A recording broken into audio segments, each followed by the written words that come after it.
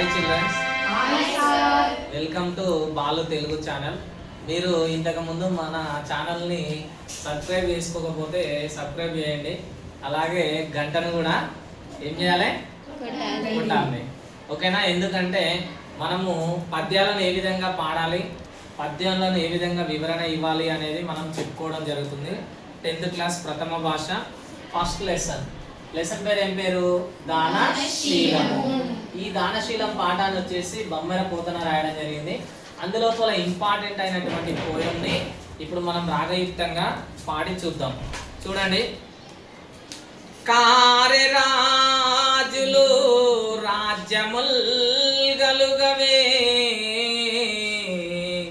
గర్వోన్నతిం పొందరే, వారేరి సిరి మూటగట్టుకుని పూవం జాలిరే, భూమిపై బేరైనం గలదే,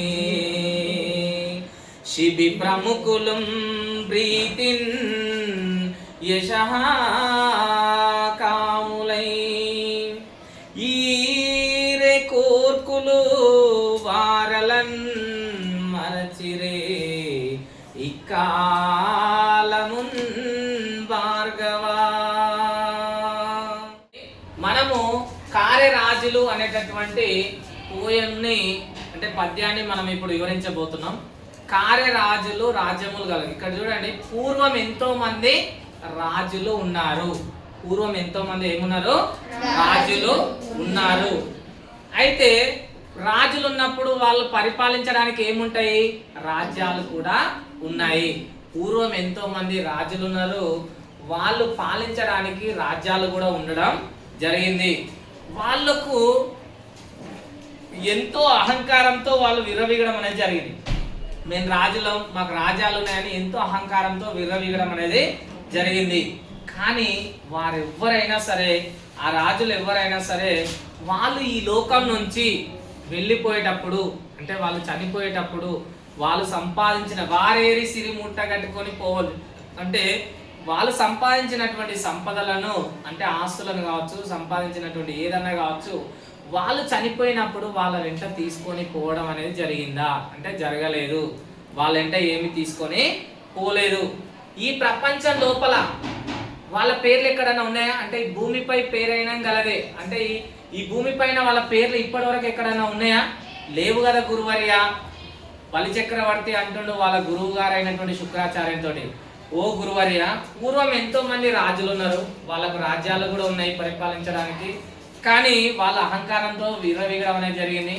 వాళ్ళు ఈ లోకం నుంచి వెళ్ళినప్పుడు వాళ్ళు సంపాదించినటువంటి సంపదన మాత్రం తీసుకొని వెళ్ళలేదు కదా, కనీసం వాళ్ళ పేరు అనేది భూమి పైన లేదు కదా గురువర్య.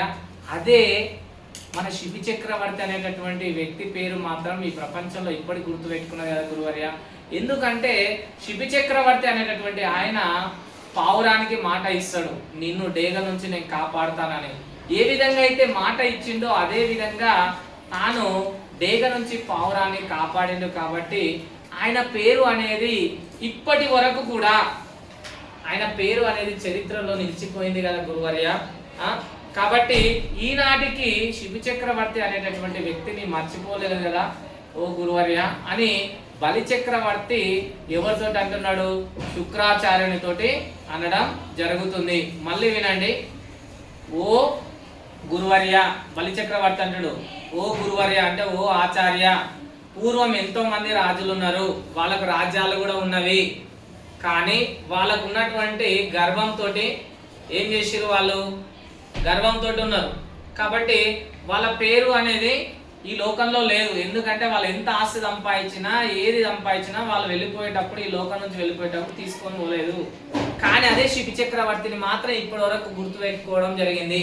ఎందుకంటే ఆయన ఇచ్చినటువంటి మాటకు కట్టుబడి ఉన్నాడు కాబట్టి అని తన శిష్యుడైనటువంటి బలి చక్రవర్తి శుక్రాచార్యుడైనటువంటి తన గురువుతోటి ఈ విధంగా కారరాజులు అనేటటువంటి పోయంలో అనడం జరిగింది.